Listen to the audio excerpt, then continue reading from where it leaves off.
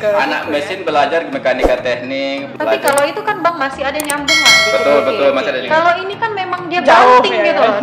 Dari yang biasa ngurusin mesin tiba-tiba ngurusin tanaman. Orang luar Eropa, Afrika melihat Indonesia itu sebagai surga. Ada tuh lagunya. Apa saja pun ditanam hidup loh. Hidup. Nyanyikan, Wak. Kata orang Tanah kita. Tanah surga. Oke, sudah. Ikan laut dan udang jadi tanaman. Iya. Orang bilang tanah kita tanah surga, tongkat kayu dan batu jadi tanaman. Jadi kalau misalnya lahan tidur itu dimaksimalkan, bisa menghasilkan memproduksi lebih bagus, itu efeknya sangat positif sekali. Kalau setiap orang juragan-juragan tanah melakukan hal seperti itu, ya petani nggak punya modal, nggak punya lahan. Tetapi juragan tanah ini, mudah-mudahan para juragan tanah lihat saya. Amin, Ya. Bang. Kalau lu punya tanah lahan tidur, kamu cari orang, kamu modalin orang itu tanam jahe. Kalau kamu nggak bisa belajar jahe, hubungi saya. Kita masih muda, kita terjun ke lapangan langsung. Inovasi itu ada. Tapi kalau kita hanya berteori di belakang meja, itu nggak bakalan jalan. Saya berpikir bahwa suatu buka usaha harus butuh modal gede. Jadi Butuh apa nih, Bang? Penasaran ya? Sebentar saya minum. Oh iya.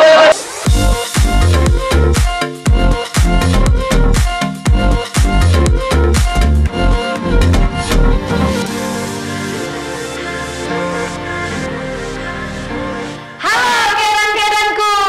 Selamat datang di PGS Indonesia. Gacoknya Medan. Nah, kali ini jumpa lagi di segmen Gecor Medan. Gecor kali pun. Nah, Kedan, hari ini kita kedatangan gestar. Yes, Ya, gestar. Seorang petani muda, petani kece.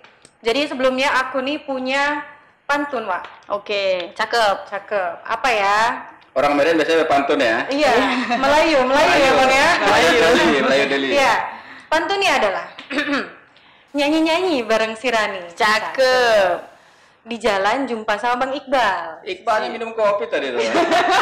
Bang Iqbal. Bang Iqbal ya, oke. Oke, ini petani bukan Aduh. Ini petani bukan sembarang petani. Cakep. Tapi ini petani adalah petani agro milenial. Gila. Keren kali, Wak. Sumpah, Iya, Wak. betul Wak. Udah salah tadi, Wak. Itu dapat di mana tadi kitanya? Itu tadi waktu jalan kemarin, Bang. Oh, ketemu tadi ya? Iya. Ketemu Bang Iqbal. Ketemu Bang Iqbal. Iya, kita sapa dulu lah, Wak. Oke. Halo, ini namanya Bang Abdul. Abdul. Gimana kabarnya Bang Abdul? Ya, alhamdulillah masih dikasih umur. Alhamdulillah. Masih kasih kesehatan. Alhamdulillah. Ya, kita bersyukur deh. Iya, kayak mana tadi perjalanannya ke sini tuh gimana? Ya, jarak rumah dengan studio kan nggak terlalu jauh sih. Iya, Tetangga lah, tetangga. 5 langkah. Saya juga baru tahu di sini ada rupanya yang seperti ini ya. Oh, yang keren nggak, Bang? dikelola oleh anak-anak muda, jadi semangatnya itu kembali muda kembali. Gitu. Kira-kira grogi nggak diapit sama dua Dua apa, Pak? Takutnya nanti dilihat oleh ini. kakak Tapi di kita rumah? udah permisi di Oh, sini udah, malam. Kakak, Izin ya, Kak. Izin ya, Kak. Izin, Kak. Iya. Oke. Tapi Wak, abang ini punya YouTube channel juga. Tunggu, Uwa, panggil dia Uwa. Iya. Wah, itu Panggilan Dia bukan. Wah, itu panggilan akrab. Oh, panggil dia, Uwa. Bang. Ya, oke. Kira ini udah akrab. Dikira Uwa ya. Kalau saya juga panggil Uwa aja lah. Enggak dikira udah Uwa kita ya, Pak ya. Oke, lanjut. Iya. Abang ini punya YouTube channel namanya Agro Agro Milenial. Milenial. Jangan lupa kalian subscribe, Di like juga, di tonton komen-komen. semua videonya karena isinya video edukasi ya. Benar. Iya. Di sini nanti kalian apa yang namanya Wak? Apa, Wak? Subscribe apa? Itu yang ada Yang ada lonceng-loncengnya itu. Oh, yes. gitu. Emang anak-anak YouTuber ngerti banget ya, ada lonceng-loncengnya. Diklik lonceng notifikasi biar kalian nggak ketinggalan info untuk pengembangan jahe. ya, Wak, ya. Yes, jahe. Jadi di depan kita ini ada apa, Wak? Jahe, Wak. Jahe. Ya, nanti Jahe kan tahu namanya. itu jahe. Oh, itu jahe ya? Yang punya Saya kira goreng pisang tadi. mirip. Karena masih pagi di sini masih lapar ya, Wak, Iya, ya. Iya, memang seketika mirip memang. Ya, kalau dari sini kan kayak goreng pisang kan? Cuma ada tunas-tunasnya, mungkin goreng pisang jahe itu. Oh iya. Perlu dibuat juga idenya tuh goreng pisang Goreng jahe. pisang itu. jahe. Bener. Memang ide itu selalu muncul tiba-tiba ya, Pak. Iya. Agro milenial, kau tahu artinya apa, Pak? Agro. Apa, Wak? Nah, agro dari bahasa Yunani itu, Pak. Wah, sekali kali Rani ini. Yunani. Artinya itu lahan atau Oke. tanah. Milenial itu anak-anak muda, dia generasi Y. Kayak kita ini. Generasi Y itu dia kelahiran tahun 80 sampai tahun 2000. Oh, sampai Itu generasi Y ya. Generasi Y. Oh, berarti saya nggak generasi Y. Salah Jadi, berarti ini. generasi- Saya kelahiran 76 loh. Oh, berarti generasi X ini, Pak. Generasi X. Kita adalah anak-anak generasi X. X. Oke. Jadi kalau disimpulkan, agro milenial apa, Wak?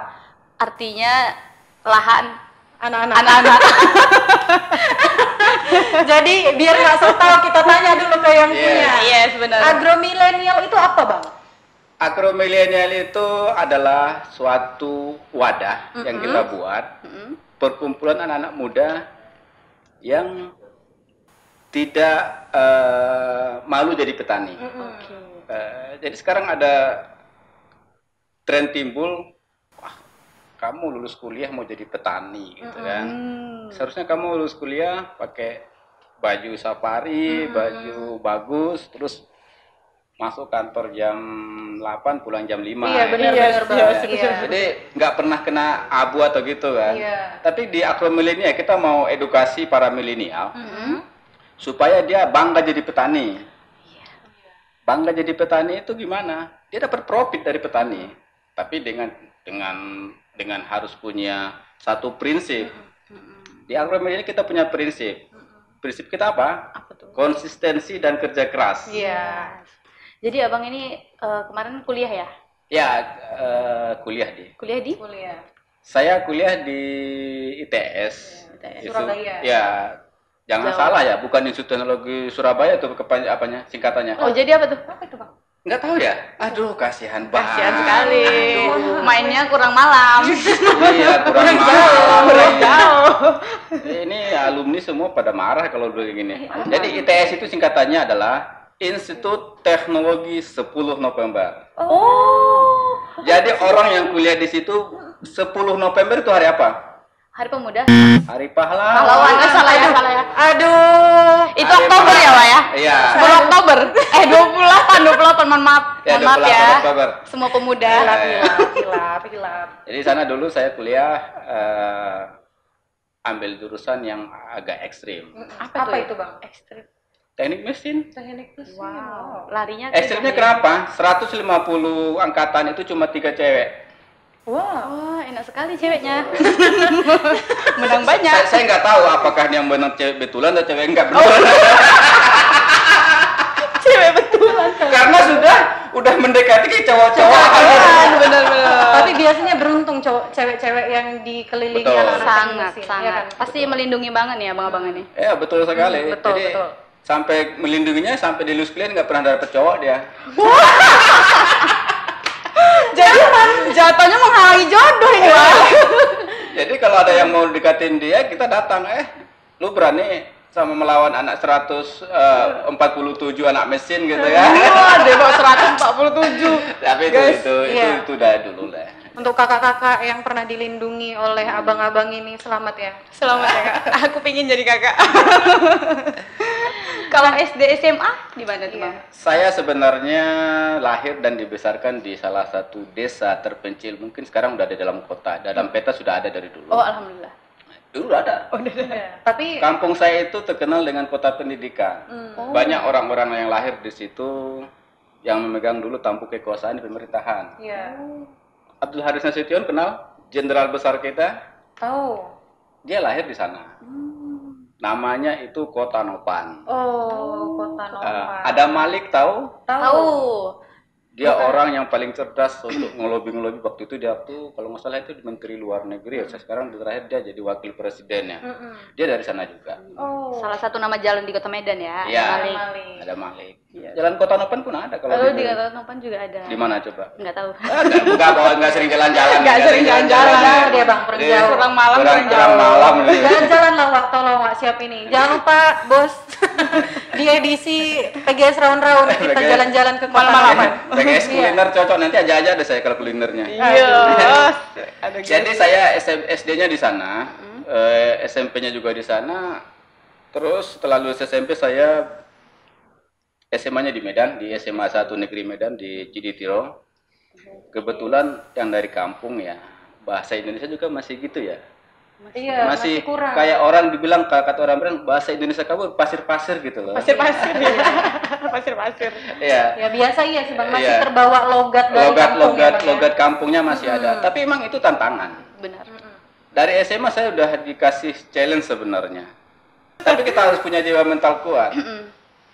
Selesai di situ 3 tahun, tahun 95 dulu itu masuk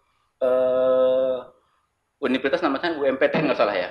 UMPTN ya? Oh iya, yang jalur undangan ya bang ya? Enggak. Oh bukan. Bukan, itu jalur Jalur UMPTN. tes juga? Jalur tes UMPTN. Kalau itu kan dulu kalau salah PMDK. Kalau sekarang saya nggak tahu istilah-istilahnya gimana. Oh sekarang udah banyak bang, ada SBM, SBM, ada UN. SNMPTN. Di Indonesia terlalu banyak istilah gitu. Iya. Benar. benar. Tapi no problem lah. Yang penting tujuannya bagus, tapi ya bang ya. Ini lanjut nih. Iya lanjut bang. 95 saya ikut UMPTN, alhamdulillah saya milih teknik mesin di ITS, jebol di sana. Di dari Medan berangkatlah naik LS. Oh, nih LS ya. Anda tahu LS kan? Tahu. Saya kira nggak tahu juga. Enggak bisa kan di Riau. Kalau naik pesawat kan mahal. Iya, benar, mahal. Jadi naik LS itu dari sini ke Bandung, karena di Bandung ada abang. Iya. Terus dari Bandung naik Mutiara Selatan ke Surabaya, naik kereta api. Naik kereta api. Di situ memang kita tidak ada orang, tidak ada famili sama sekali di Surabaya. Kita oke enggak apa-apa lah. Ikut kakak waktu itu ngantar, habis itu ketemu tempat kos, ya udah clear. Anak Saya rantau ditinggal. sejati ya. Kita udah digembleng 3 tahun Waktu SMA. jadi anak kos di Medan. Iya, sadar kos ya. Jadi udah terlatih di Surabaya. Di daerah Surabaya. Sebenarnya kota Surabaya sama Medan itu hampir sama karakter orangnya, kerasnya juga. Oh, Tapi orang Medan itu ingat, apa tuh? watak dan suaranya yang keras. Iya. Tapi hatinya selebut bulu meranti. Bolu meranti, cek. Iya, benar-benar. Bulu meranti, tolong endorse kami. Bisa. Betul. Iya, Ya, promosi dong. Siapa Jadi tahu itu. nextnya kuliah di sana 4,5 tahun, bukan waktu yang ini sih, bukan waktu yang enak. Iya. Kita berada di perantauan. Waktu itu kalau kita naik transportasi butuh 4 hari 4 malam sampai dari sana. Tapi di situ kita belajar banyak. Ada orang Irian Jaya, ada orang Timur dulu kawan saya waktu itu Timur belum lepas, ada orang Kalimantan, Sulawesi. Jadi di kampus kita itu Bhinneka Tunggal Ika. Iya, Indonesia. Orang Acehnya juga ada, orang Bataknya apalagi gitu kan. Jadi waktu ospek itu paling sedap sebenarnya. Paling Di sedap. mesin itu paling ospeknya paling ngeri. Orang takut ke mesin itu ospeknya paling ngeri. Dulu ya, kalau sekarang nggak diperbolehkan lagi. Oh iya, peluncuran gitu ya. Jadi waktu itu ada senior marah-marah sama saya. Dia nggak tahu saya orang Medan gitu kan. Dia nggak tahu saya orang Medan. Tahu dia orang Medan Iya. ini. Kasih tahu ya. Saya juga nggak ngerti bahasa Jawa kan. Iya. Istilahnya dia marah-marah bahasa Jawa, saya ini anak kok mukanya adem-adem aja. Kayak nggak marah gitu. Nggak marah. Oke, nggak tahu apa dibilangnya kan. Terakhir tarinya saya. Kamu orang mana? Orang Medan, Mas. Wah, dari tadi ngomong kayak capek saya. Jadi tuh. Habis itu tahun 95 masuk, berjuang penuh perjuangan selama hampir 5 tahun saya lulus. Walaupun dengan IPK pas-pasan ya. Karena di jurusan saya waktu itu dapat nilai A itu sangat sulit. Iya. Karena tidak ada, kalau nilai kamu segini ya segitu. nilai B itu udah bagus. Nilai C alhamdulillah. Nilai D ya ulang lagi. Ya ulang lagi. Kayaknya dapetin B itu Iya. udah luar biasa ya Bang. Kayak lulus tahun 2001 kalau nggak salah. Terus ada, karena saya 5 bersaudara, anak yang paling terakhir dan paling disayangi orang tua sebenarnya sih. Bungsu kan, bungsu bontot, paling manja lagi ya. Jadi disuruh orang tua balik ke Medan cari kerja. Cari kerja. Terus saya bilang, di Medan ITS orang nggak tahu Pak. Saya bilang, coba deh, nggak apa-apa. Oke, kita buat komitmen.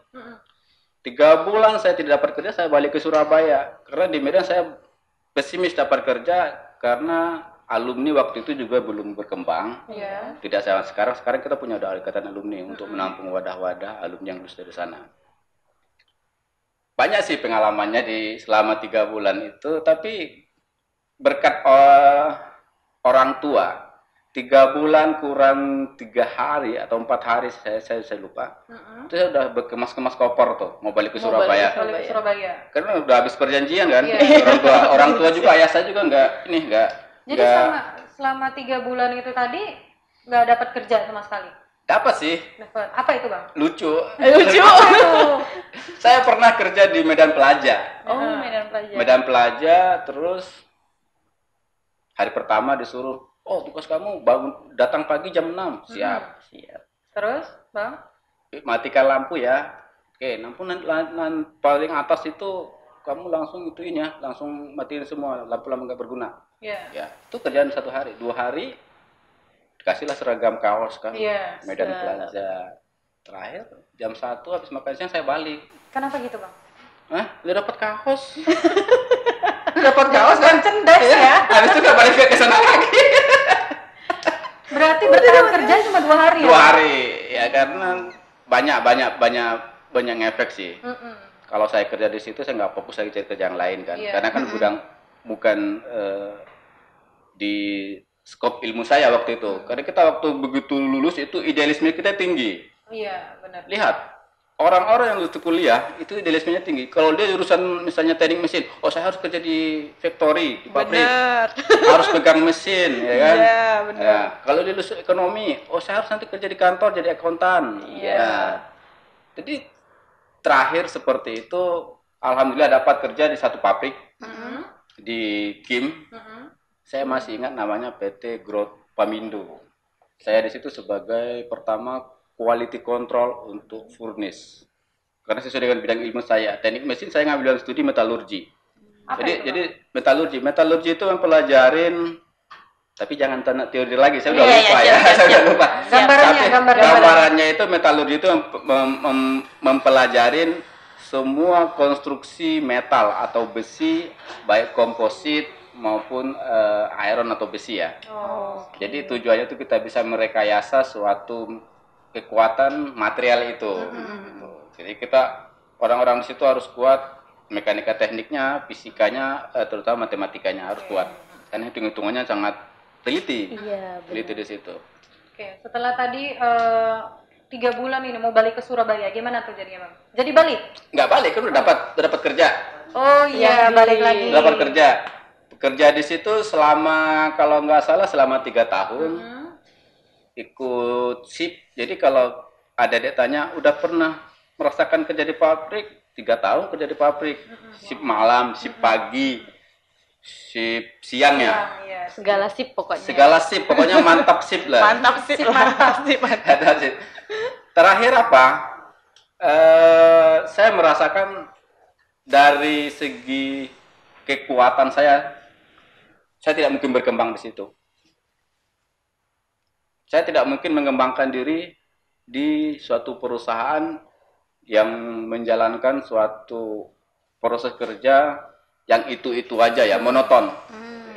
Kita harus mengerjakan A sampai B, dan kita mau berinovasi pun tidak bisa di situ. Kita seolah-olah ibarat mesin hidup yang di mereka remote. Iya benar, udah diatur ya. Udah diatur seperti ini. Emang seperti itu memang kondisinya.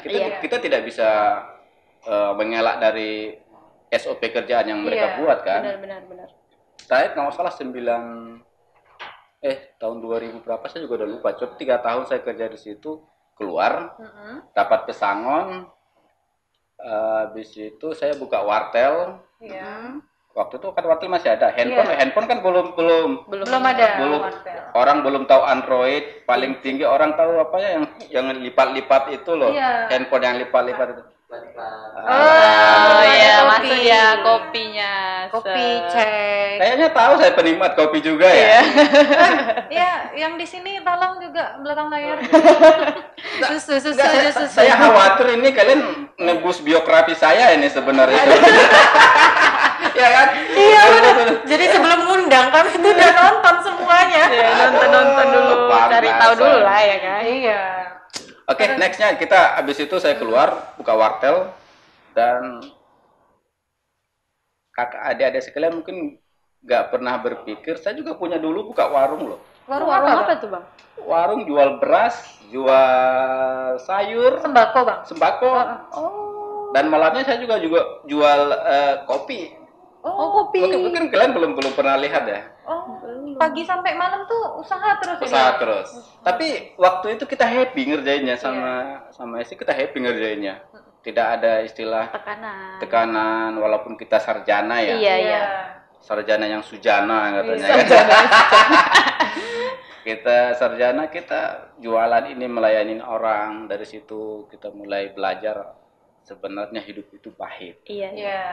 Seperti kopi ya, Bang? Seperti kopi pahit. Sih, ya. Tapi kalau kita bisa melewatinya terasa manis. Itu sedap, penikmat kopi sekali. Jadi bang, waktu abang ini kan baru selesai kuliah nih di Medan gitu kan, usaha gitu. Itu pasti apalagi zaman dulu ya, sekarang aja masih omong-omongan tetangga itu pasti banyak ya kan? Oh, itu biasa. Biasa ya. Kita selama orang ngomongin kita, saya merasa happy. Oh gitu. Habis energi dia ngomongin saya nggak pernah ngomongin dia. Iya. Ya, jadi untuk kalian yang suka ngurusin hidup orang, Urusin dulu diri sendiri. Silakan aja urusin ya. Capek ya kan? Habis dia energinya, habis dia waktunya ya, kita nggak mikirin dia ya kan. betul. juga. Gak usah ngurusin hidup orang lah Iya. gitu ya intinya ya. Karena Tapi kalau ngurusin hidup orang untuk yang berguna, Iya, benar. oke, Iya, nggak iya. masalah gitu kan. Jadi setelah itu ada tsunami di Aceh kalau 2000 iya, berapa ya? 2004. 2004. Desember 2004. Titik mulai saya bangkit itu sebenarnya di situ. Ada satu perusahaan Prancis buka forwarding di Medan. Mereka baru buka, terus mereka dapat proyek untuk distribusi logistik transportasi ke Aceh untuk tsunami. Dan di situ saya coba apply, ketemu dengan bosnya, namanya masih Jowira Hutapea. Masih ingat ya. Saya banyak belajar dari situ. Tapi ini sangat lucu. Mudah-mudahan jangan sampai ditiru lah. Oh ini jadi tiru, Ted, jadi tiru. Mungkin Anda belum pernah merasakan interview gimana ya? Interview istri belum? Interview kerja. Iya, benar. belum. Rani juga belum. Di benak Anda kalau interview kerja apa? Iya ditanya. Ya udah, Pengalamannya apa, ya kan? Nah, Udah kerja belum? kalau saya interview saya cuma 3. Apa aja itu, Bang? Pertama, Pertama diajak mencatur. Interview apa ini? Really? Mencatur. Mencatur sama bosnya. menang, Abang. Dia jago mencatur. Oh. Namanya marganya Hutapea, dia mencatur jago. Pak Utapea. Kalah. Terus dia bilang sama saya, ini ada 3 kesempatan lagi nih. Kalau kamu kalah lagi, kamu nggak bisa terima kerja katanya. Itu interviewnya loh. Setelah itu? Yang kedua, Bang. Yang kedua diajak main gaplek. Gaple. Oh ya, tahu main domino, Wak. Main domino. Oh, iya. Main domino, Wak. Main Sorry, domino. pemain. Ya. Namanya anak kos ya. Iya. Anak kos itu udah mengenal dunianya kartu, catur, segala udah ngerti kan. Ngerti Suka kali. begadang ya kan, Bang? Main gaplek dia kalah. Oh kalah. Kalah. Jadi seri 1-1. Tadi bilangnya. Ada lagi nih main kartu, main kurung 4-1. Waktu itu main kurung 4-1. Kalah dia. Oh kalah. Akhirnya dibilangnya, jago juga kamu ya. Iya. Iya, saya dulu kebanyakan di kos, Bang, saya bilang. Jadi itu yang saya dapatkan tiap hari kalau udah udah weekend nggak ada duit, ya kita main catur, main gaple di kos-kosan gitu. Iya benar main kos-kosan. Ya, anak kosan gitu. Emang itu sangat Ya, menghibur. terakhir apa dibilangnya? Oke, besok kamu kerja. Udah gitu doang. Itu saya rasa di dunia ini interview nggak pernah dilakukan seorang seperti itu kan? Iya. Gak pernah. Main gaple boleh lah. Pak, saya mau dong main gaple. Tapi setelah kejadian seperti itu saya tanya, kenapa dulu abang interview saya seperti itu? Iya. Kalau saya interview kamu masalah kontainer, kamu basicnya teknik mesin, lu bakal nggak tahu katanya. Iya. Kalau tanya saya berapa sumbu rodanya ini, truknya ini, kamu bakalan nggak tahu, karena kamu nggak pernah kerja di situ. Aku cuma lihat kamu itu berbakat dan mau diajak untuk dikembangkan gitu. Jadi di situ saya banyak belajar. Itu di situ berapa tahun bertahan? Saya bertahan di situ hampir 4 tahun. 4 tahun. Lama juga. 4 tahun. Dan saya bersyukur saya bekerja di SDV Logistik. Terima kasih SDV pada saat ini. Terima kasih Bang Jo, kamu udah ngajari saya masalah apa itu logistik. Dan proses untuk mendapatkan ilmu itu sangat susah. Iya. Sangat susah sekali. Dari situ 3 bulan pertama mungkin kalian anggap saya dikasih meja ya, kasih meja, kasih laptop, udah. Iya kerja. Dia tes kemampuan mental saya lagi, Bang Jo ini. 3 bulan saya disuruh tidak ngerjain apa-apa, kamu bersihin kantor, kamu buat kopi saya, kamu beli makan siang saya. Oke. 3 bulan. 3 bulan.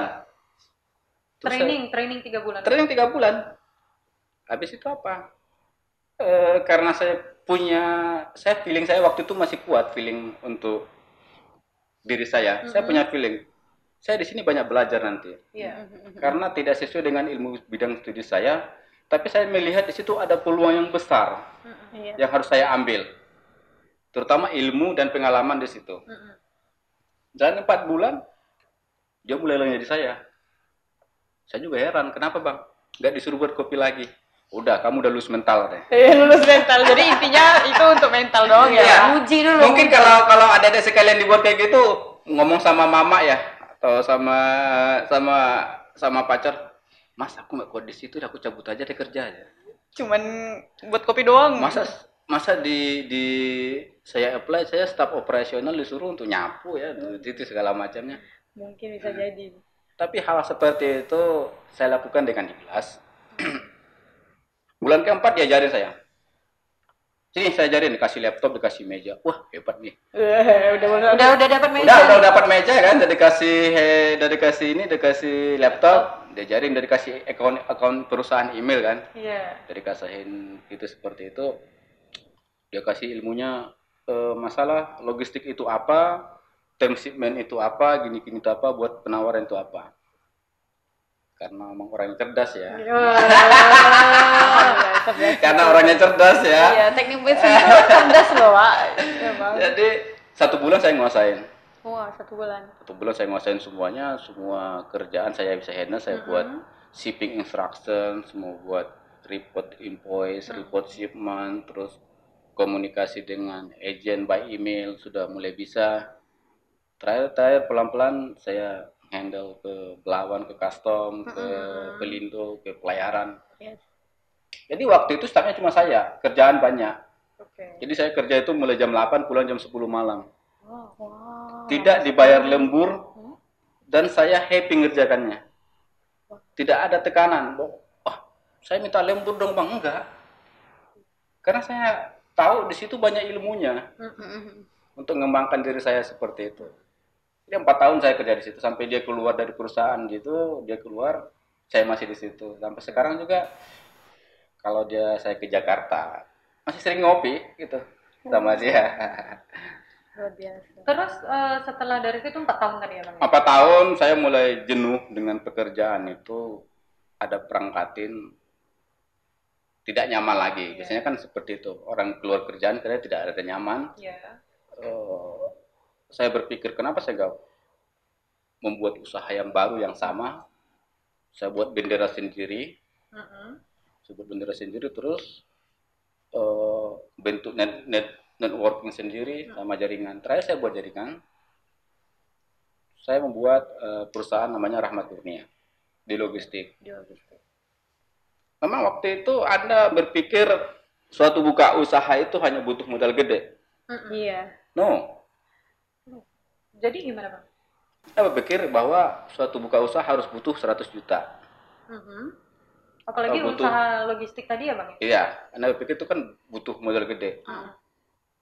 Jadi Butuh apa nih bang? Penasaran ya? Iya. Sebentar saya minum. iya. minum cek. Sebentar saya minum dulu dong. Ini kopinya ini. Minum. Oh. Minum cek Witri. Ini cakap-cakap memang haus ya. Mas? Iya. Susu. Wow, Oh. fresh water kok itu. Oh iya, fresh water. Jadi kalau anak muda sekarang berpikir, ayo buat usaha, modalnya mana? Iya. Iya. Ya kalau lu udah punya modal, ngapain lu buka usaha? Lu putar aja duitnya, selesai. Saya buka usaha itu dengan modal 2,5 juta. 2,5 juta hanya buka legalitas perusahaan CP. Habislah buat TDP, HO, akte notaris, dan bla Dan bla kawan-kawannya. dan kawan-kawannya, dan dulu office itu masih di kantor, masih di rumah. Saya buat teknik marketingnya itu mengandalkan media sosial. Oke. Itu tahun berapa Bang? Tahun berapa itu bang? Saya tahun 2014 ya, 2014. 2013 Itu nggak? zamannya Facebook berarti. Facebook. Ya, Facebook sama ada beberapa sih saya udah punya jaringan. Saya udah Iya. bilang mantan-mantan yang di luar, yang di Jakarta, kawan-kawan itu ngubungin saya juga baik dengan mereka. Terakhir kita punya dapat customer, pengiriman beberapa kontainer lah. Oke. Customer pertama nih Bang. Customer pertama, terus kita kasih, terus tiba-tiba kita dapat di customer waktu itu. Setelah 1 bulan kita dapat di customer.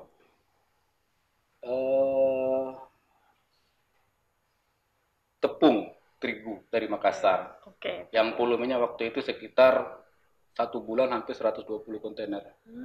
Anda berpikir duitnya seberapa ya? Modalnya. Enggak, jangan dulu mikirin keuntungnya, modalnya ya. Modalnya besar lah ya Bang. Kosnya. Harusnya besar. Harusnya besar. Jadi waktu itu jadinya gimana? Saya nggak punya uang. Terus gimana dong? Kayak daun? Enggak. Enggak. Saya aja kawan-kawan saya. Dari waktu itu udah kawan saya yang percaya sama saya. Saya punya job. This is real cost and real selling gitu loh. Iya. Kita open management. Ini costnya, ini sellingnya. Lu mau invest? Oh, investasi dari luar ya? Dari luar. Dari kawan-kawan. Dari kawan. Dari kawan. Oke, kita 3 orang waktu itu. Aku punya sekian, oke. Tuh. Kayak investor ya. Iya. Investor punya hak mau nanya, tapi tidak punya hak di operation. Oke. Operation itu tanggung jawab bendera saya. Oke, deal. Jalan. Ya seperti itu, begitu dia proses, ketemu, selling profit kayak gitu. Penting relasi itu ya Wak ya. Relasi. Sangat penting. Tapi intinya, kepercayaan orang itu harus kita jaga. Iya benar. Ketika kita punya relasi, punya kepercayaan, emang itu harus dijaga. Harus dijaga. Karena kalau udah sekali kita cacat, namanya selamanya akan cacat. Benar. Namanya ya. Namanya. Ada pantunnya nggak itu ya? Ada. Oh. Nggak nemu tadi pantunnya. belum nyiapin. Nggak nemu tadi pantunnya. Jadi bang mulai di Jahe ini kapan? Pandemik. Pandemi. Corona tahun awal, kalau nggak salah itu Februari ya, atau Iya. bulan berapa? Pokoknya Iya, awal-awal. pertengahan tahun 2020. Baru berarti bang ya? Iya. Iya, tahun 2020. Kenapa milih jahe Bang? Ini sarjana teknik, tapi bisa banting setir atau Apa bedanya anak teknik mesin belajar kargo? Iya juga. Dia kan nggak ada relasinya? korelasinya ya kan? Dari mesin ke Anak itu mesin belajar mekanika teknik, belajar rekayasa teknik. Tapi belajar- kalau itu kan Bang masih ada nyambung lah dikit-dikit. Betul, masih ada nyambung. Kalau ini kan memang dia Jauh, banting ya. gitu loh. Dari yang biasa ngurusin mesin tiba-tiba ngurusin tanaman. Kalau orang biasa ini gimana gitu. Sebenarnya awalnya tercetus itu karena saya lihat banyak impor jahe ke Indonesia, Iya. khususnya Thailand, India itu banyak. Oh, permintaan banyak ya Bang ya? permintaan banyak di negara kita, tetapi produksi petani kita itu kurang. Karena saya lihat trennya yang jadi petani itu masih rata-rata umur 60 tahun. Orang tua ya. Orang tua yang mohon maaf tidak ada ide untuk gimana untuk mengembangkannya. Iya. Yang hanya istilahnya bertani secara tradisional. Jadi ide itu muncul seperti itu. Ketemu kawan-kawan, ayo kita nanam jahe yuk. Jahe nanti pasarannya kemana? Lu jangan mikirin pasarannya dulu. Kalau pasarannya itu insya Allah dapat. Ada kawan saya juga eksportir jahe. Jadi kalau musim panen raya kita ekspor. Tapi kalau kita lagi kekurangan kita diimpor dari Thailand sama dari Vietnam, dari India juga kita impor. Karena saya tahu ada kawan saya importir jahe. Terus kita pelajarin jahe terus, kita buka ada beberapa lahan yang lahan kosong, yang lahan tidur tuh bukan Lahan tidur apa?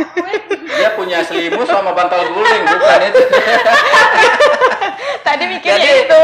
jadi lahan tidur itu lahan yang potensial, tapi tidak digarap. Itu yuk, lahan tidur. Lahan tidur itu sangat berproduktif. Sangat menguntungkan ya, Sangat Bang, menguntungkan. ya? Jadi kita coba ajak beberapa masyarakat di situ, tapi mereka bilang kita orang gila. Lu berapa meter sih dari jarak pantai? Hanya sekitar 1 kilometer kamu menanam jahe gitu. Iya. Karena kan mereka pikir itu di mindset pemikiran mereka itu jahe itu untuk ketinggian 600 sampai 800 mdpl. Kayak di Sidikalang cocok lah ya kan. Ini daerah panas kamu bisa nanam jahe. Terakhir kita merasa tertantang kan? Iya. Oke, kita buktikan, kita belajar. Suka tantangan. Kita suka tantangan. Setelah saya pelajarin, ternyata inti untuk tanam jahe itu adalah di rekayasa dan tanahnya. Tanahnya itu akan kita proses sebaik mungkin supaya dia apa yang dibutuhkan oleh jahe itu ada di situ. Gitu. Jadi, bulan berapa? Saya lupa. Bulan September tahun 2000 berapa ya? 2000 sebelum tahun 2020 apa? 2019. Ya, 19 itu kita nanam.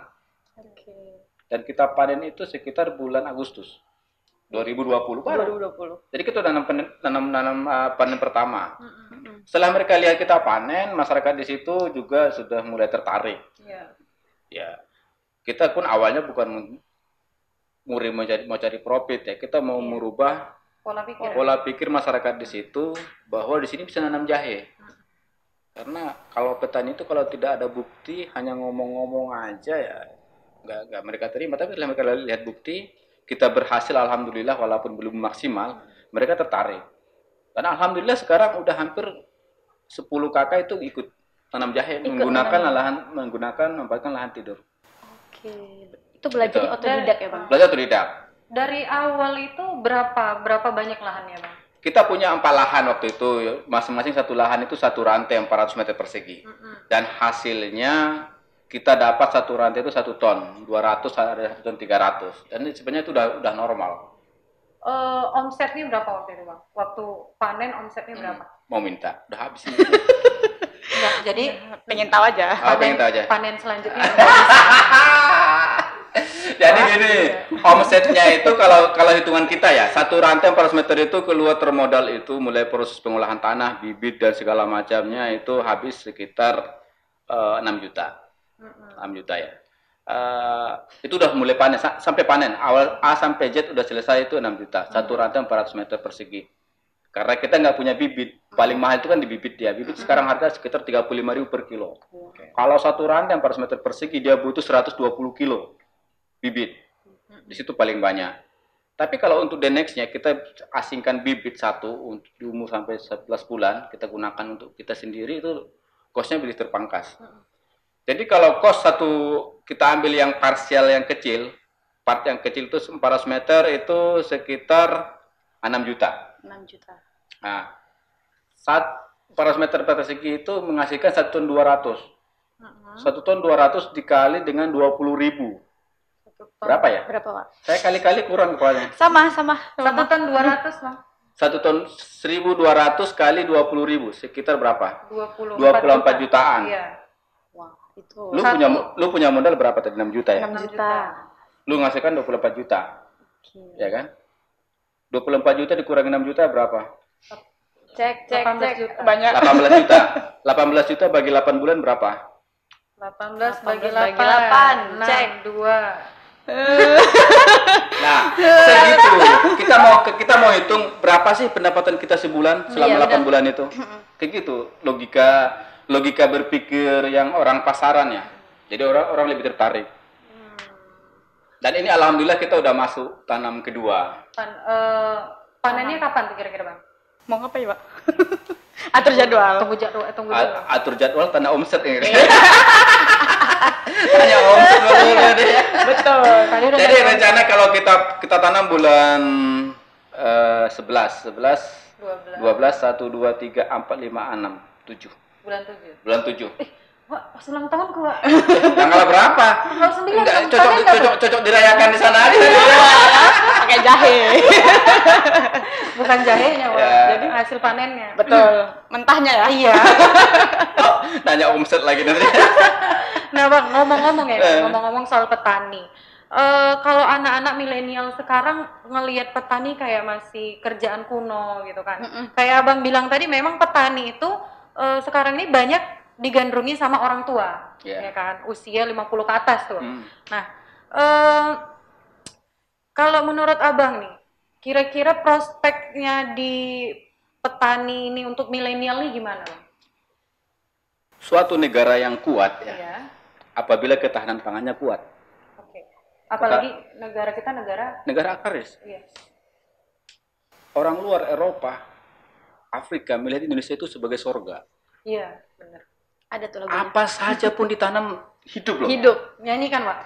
Kata orang tanah kita. Tanah surga. Oke, sudah. Ikan laut dan udang jadi tanaman. Iya.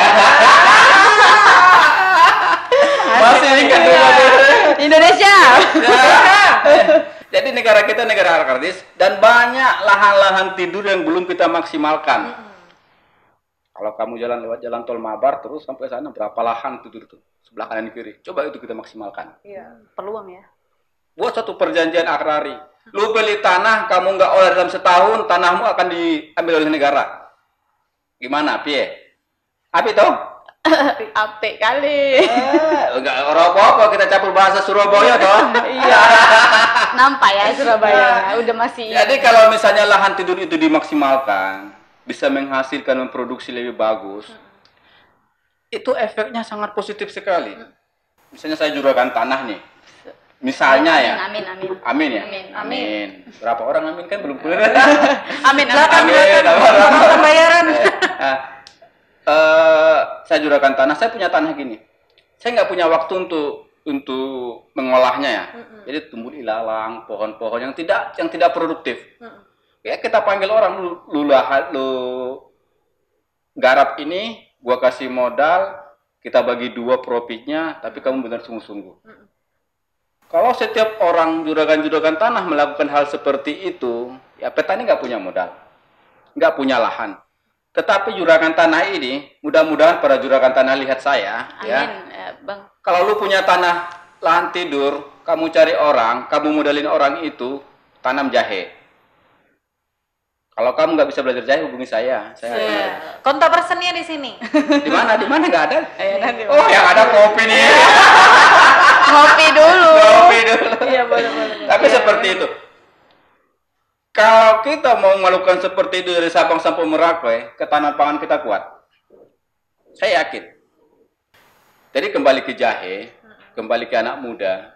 Anak muda sekarang itu sukanya, tapi sejak tahun terakhir ya, begitu saya buka YouTube Agro Milenia, itu yang komen itu ada orang Kalimantan. Iya. Oke. Bang, saya setelah lihat YouTube abang itu, saya nggak mau jadi kerja kantoran lagi. Udah bilang sama mama saya katanya. Oke. Kenapa bro? Saya bilang gitu. Dia WA saya, dia minta nomor WA saya di YouTube. Aku tertarik dengan inspirasi abang. Aku punya lahan loh bang 1 hektar. Wih bagus. Iya. Itu mau saya buat itu tanam jahe. Oh ya bagus, kamu kerjain aja. Nah, kalau masalah apa-apa nanti kamu hubungi saya. Apa yang saya punya ilmu, saya lakukan. Dan selama kita punya jahe ini, tanam jahe selama 1 tahun, kita sudah berhasil membuat 4 tutorial. 4 tutorial. Tapi jangan tanya secara ilmiah. Saya nggak punya ilmu background di agrikultur, agronomi. Tapi yang saya buat itu, tutorial itu adalah pengalaman saya yang saya dapat, itu saya buat itu dalam 1 buku. Pertama, tutorial untuk pembuatan pupuk kompos. Kita sudah berhasil membuat pupuk kompos 4 ton dengan kotoran kohe hewan. Jadi kalau misalnya Bang Abdul udah pernah megang kotoran hewan, petani itu jangan mau jadi jangan jijik melihat hal yang jorok-jorok itu. Kita melihat itu suatu uang gitu loh. Suatu anugerah. Anugerah ya. Anugerah yang sangat indah. Walaupun bau-bau. Tutorial untuk pembuatan proses pengolahan kompos kita sudah buat. Tutorial pengolahan tanah sebelum masa tanam kita sudah ada dan kita sudah buat. Terus proses saya lupa. Proses untuk perawatan. 6 bulan kita sudah ada. Dan terakhir tutorial untuk cara panen yang bagus. Kita sudah ada. Jadi 4 tutorial ini di YouTube saya, siapa yang komen kemarin nanya-nanya itu udah saya kasih free. Jadi berbagi ilmu itu enak. Sharing. Jadi teringatkan kawan yang di Kalimantan itu, saya nggak pernah ketemu, dia sering video call sama saya, ini lahan saya bang, kekurangannya apa? Oh kamu perlu pH-nya. Udah sampai video call ya bang? Ya video call, dia emang interest. Dan sekarang dia alhamdulillah udah umur jahe dia 3 bulan dan masih sehat. Wah. Masih sehat. Lu bayangin kalau dia punya 1 hektar, dia kapasitasnya itu 22 ton maksimal. 22 ton kali 20.000 berapa ya? 400 juta ya? Iya, 440 juta. Lu punya modal, lu punya cost operation anggap 100 juta. 340 juta. 340 juta lu punya margin. 340 juta bagi 8 berapa ya? 3. Nah, segitu penghasilan dia sebulan. Belum dia nanti berkreasi apalagi dia masih muda. Kalau kita masih muda, kita terjun ke lapangan langsung, inovasi itu ada. Tapi kalau kita hanya berteori di belakang meja, tidak pernah ke lapangan, oh teorinya bagusnya seperti ini gitu, itu nggak bakalan jalan. Tapi kalau kita langsung ke lapangan, kalau saya buat jarak tanamnya kayak gini, hasilnya kayak gini ya. Kalau buat nanti paranetnya kayak gini hasilnya ya. Terus kalau buat pakai obat Tridorma untuk anti jamur kayak gini ya hasilnya. Dia anak muda itu sebenarnya pinter. Dia banyak ide-idenya di situ. Dan saya sejak punya YouTube itu banyak konstruksi dengan komunikasi dengan anak muda dan udah mulai sekarang kelihatan anak muda sudah mulai melirik pasar untuk agro. Iya, agro. Agro. Itu udah mulai bagus. Memang pengaruh deh bang, soalnya stigma kita nih orang Indonesia kayak kerja di meja di kantor itu udah keren kali daripada di lapangan, iya kan? Emang luar biasa sekali sih pengaruhnya untuk kita milenial ya Wak ya. Terus sekarang bang, abang ini udah punya berapa banyak karyawan? Kalau karyawan kita nggak terlalu banyak sih. Berapa? Ya nggak usah disebut namanya deh. Oke. Tapi seenggaknya udah punya beberapa karyawan ya bang. Iya. Yang tadinya sendiri sekarang udah bisa ngajak orang. Ini untuk akromilenianya. Iya. Kalau akromilenia kita punya tim hampir sekitar 5 orang. Tim kita 5 orang. Saya pikir untuk ini ekspedisi kemarin. Kalau akromilenia itu kita punya tim 5 orang. Jadi setiap Sabtu sama Minggu itu biasanya kita ketemu. Kita ketemu terus diskusi, bicara apa bagusnya, terus beberapa masyarakat juga ikut sama kita gabung. Yang saat sekarang mereka bilang, oh jahe saya ada kuning-kuningnya, ada bercak-bercaknya, pakai obat apa ya? Karena udah pernah kita lakukan, kita kasih tahu gitu. Ada momen sharing-sharingnya ya bang? Ada momen sharingnya, kan kita juga punya grup WA. Terus kalau untuk jahe ini bang, hasilnya itu ketika panen itu dibuang kemana? Bukan dibuang ya Wak? Apa ya Wak? Dibuang capek-capek 8 bulan buang. Duit itu lah. Tambah 1 bulan lagi udah melahirkan. Iya juga. 9 bulan. Maksudnya di marketnya. Ya, marketnya. Marketplace-nya itu sebenarnya itu kita sudah punya jaringan ke Jakarta, ke Pasar Indo, atau sebenarnya itu kan market skala kecil. Kalau niat saya nanti marketnya skala besar, kita urus perusahaan namanya importer kita. Kita punya petani itu sebenarnya punya perusahaan importer yang bekerja sama dan bisa diekspor. Kualitas jahe Indonesia itu lebih bagus loh dibandingkan dengan jahe Thailand, jahe Vietnam, jahe India. Itu mereka akuin. Jahe Indonesia, ginger Indonesia is very good. Oh, kualitasnya. Kualitasnya. Karena apa? Alam kita itu cukup bagus, alam itu mendukung. Tanah kita tanah surga, Wak. Tanah kita tanah surga. Balik lagi situ ya. Iya. Iya. Ya seperti itu. Kalau target saya sih kepinginnya nanti para petani jahe itu punya perkumpulan. Anggaplah semacam koperasi, punya wadah. Dan wadah itu difasilitasi oleh negara atau pemerintah untuk gimana mengembangkan mereka. Hasilnya itu akan diekspor ke beberapa Eropa, terutama kayak Jerman, Belanda itu kebutuhan gingernya tinggi sana. Jepang. Tapi Jepang mereka sangat selektif sekali, sampai tanahnya mereka pun harus mereka cek. Oh iya, Bang. Kalau ada kimia sama sekali mereka tidak mau. Makanya kita berharap petani itu kembali back to nature, kembali ke organik. Itu lebih sehat. Memang prosesnya hasilnya tidak maksimal. Tapi panen pertama, panen kedua, panen seterusnya akan lebih maksimal. Kalau menurut pikiran saya ya, logika saya seperti itu. Kalau untuk target pasarnya, kebutuhan domestik itu masih tinggi. Apalagi sejak corona kita tahu, orang punya anggapan bahwa jahe bisa meningkatkan daya imun yang benar. Iya, Daya imun benar. Kebutuhan jahe sangat tinggi. Sampai hari ini saya cek harga di pasar tadi itu 39.000. Iya. Para pedagang jual. Para pedagang jual ke konsumen langsung. Nah, pedagang mungkin dapat dari distributor. Dia mungkin dapat sekitar di angka, kalau dia jual 39, dia mungkin dapat di angka 34.000. Nah, distributornya jual ke jualnya 34.000. Distributornya dari petani dapat berapa? Di angka 28 sampai 30.000 per kilo. Kalau kita hitung-hitung, di angka petani, di angka 15.000 aja udah untung ya. Oh. Dengan harga 15.000 per kilo, dia sebenarnya sudah untung. Kalau normal itu, harga normalnya sebelum pandemi itu berapa, Bang? Jahe kalau kita pasarannya itu nggak pernah itu di angka 15.000. Di bawah 15.000 nggak pernah. Saya di tahun 2016.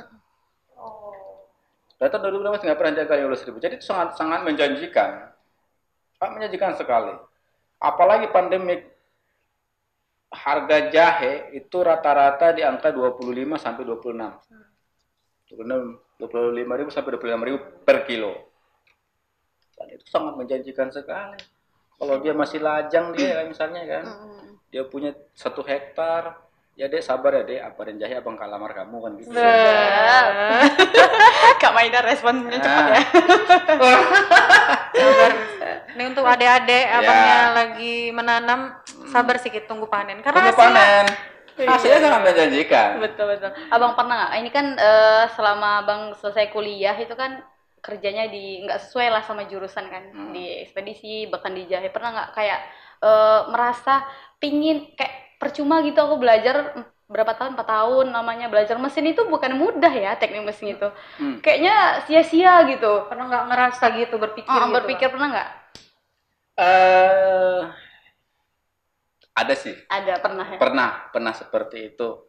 Tetapi setelah sekarang saya nikmati hidup saya bersyukur kuliah teknik mesin. Karena teknik mesin itu kita dipelajarin mencari beberapa solusi yang dari problem-problem persoalan gitu. Dan otak kita memang diajarin untuk itu di sana. Kalau Adek tahu itu ada namanya pelajaran kinematika teknik, itu 1 soal. Cuma 1 soal itu. Itu jawabannya itu 2 lembar folio. 1 aja. Lo bayangin ada hitungannya, ada grafiknya, ada hitungan grafiknya, ada skalanya. Nah, dari situ kita belajar.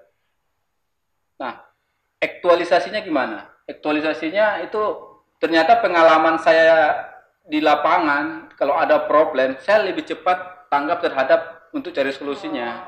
Problem solving tadi. Problem solvingnya lebih bagus. gitu. Oh. Ini Bang, ngomong-ngomong ya kan tentang lahan. Kalau orang nih kepengen nih bikin jahe, usaha jahe, menanam jahe.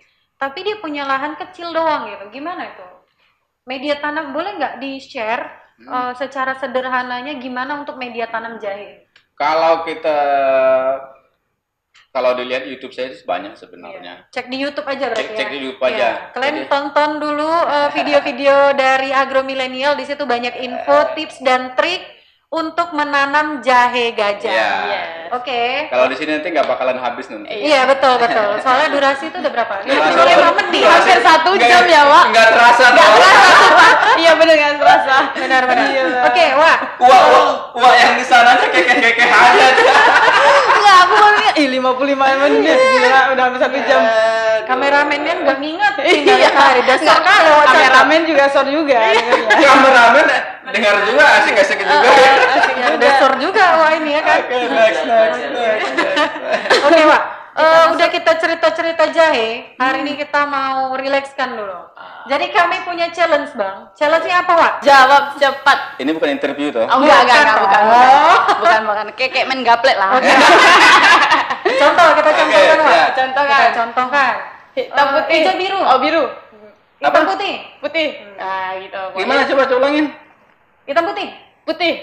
Hijau biru. Biru. Jilbab sepatu. Jilbab. Oke. Pilih aja antara dua gitu. Jadi iya. ada dua pilihan gitu. Ini mau ngetes IQ saya nih.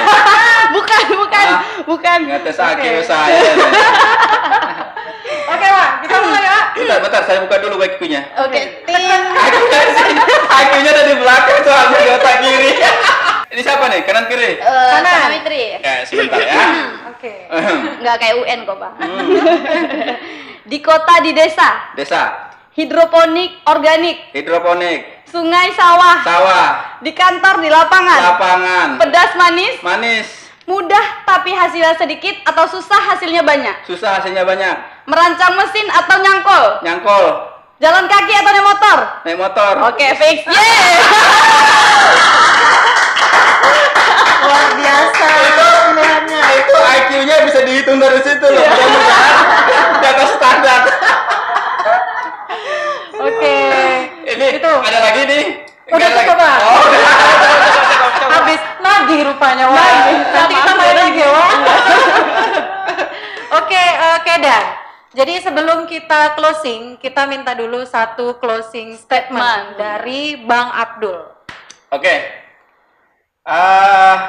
Para milenial, orang yang berhasil itu disebutkan bukan melihat seberapa banyak mobil dia, seberapa banyak rumah dia, tapi orang yang berhasil itu orang yang bisa berguna buat orang lain. Jadi saya berharap para milenial sebagai orang yang pertama di tempat Anda yang berguna buat orang lain dari sekecil apapun. Jadilah berguna orang lain. Dan untuk berguna orang lain itu dan setiap melakukan satu usaha, gunakan suatu prinsip yang kami pegang di Agro Milenial ataupun di kantor kami. Konsistensi dan kerja keras, Anda akan menghasilkan hasil yang maksimal. Wih, super sekali. Luar biasa. Jadi berguna ya, Pak. Itu yang tadi yang poin pentingnya. Setiap manusia itu adalah sebaik-baik manusia adalah yang bermanfaat bagi orang lain. Iya, Bu Ustadz. Ya. Ustazah, Bang. Masya Allah. Minum dulu, Bang. Mengasihkan juga ternyata ya. Punya pantun. Oke, masuk dia pantunnya, Pak. Ini memang pantun. Berarti udah habis ini. Tadi kan dimulai dari pantun. Iya, ini mau Pantun juga.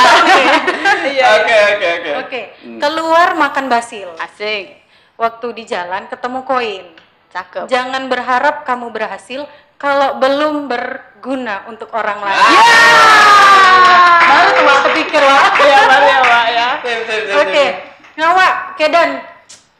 Kayaknya udah mau berakhir ini. Ih, sedih aku sebenarnya. Kalau udah seru itu paling sedih kalau potong. Nangis. Kok ini, Pak? Kok ini? Enggak, kita nggak terasa 1 jam ya bicara. Tadi padahal waktu briefing ya Kedan ya. jangan lama-lama, maksimal 45 menit ya. Oh, ini udah sejam rupanya kan. Parah. Kalau seru itu kayak gitu. Mengasihkan. Iya, benar. Nah, jadi Kedan, sebelum kami tutup, jangan lupa dulu kalian subscribe PGS Indonesia dan Akro Milenial. Like, comment, share sebanyak-banyaknya, terus kalian aktifkan lonceng notifikasi karena nanti kalian bakalan ketinggalan kalau nggak diaktifkan. Banyak info menarik, banyak tips dan trik, banyak edukasi juga yang bakal di-share dari PGS Indonesia dan Agro Milenial. Banyak motivasi juga ya kan? Betul. Nah, itu yang penting. Anak muda kurang motivasi sekarang. Iya, betul. Jadi PGS ini sebagai motivasi untuk anak muda. Sip, mantap. Pokoknya jangan lupa kalian share sebanyak-banyaknya ke Wak kalian, ke mama kalian, ke siapa Wak? Om kalian udah ganti. Pacar kalian, tulang kalian. Opung juga ya. Opung ngerti nggak Bang? Sekarang main YouTube. Ke opung kalian, ke semua lah pokoknya kalian share sebanyak-banyaknya biar semuanya bisa pinter bareng-bareng. Cocok Wak? Cocok ya. Terima kasih kami sama Bang Abdul udah bisa menyempatkan waktu ke mari ya Wak. Next kami main-main ke Ladang. Ladang. Ya, boleh. Betul ya. Waktu apalagi waktu panen nanti. Ya, kita buat party aja di ladang. Boleh. Catat ya Wak. Party jahe sama Party jahe. Oke. Terima kasih semuanya.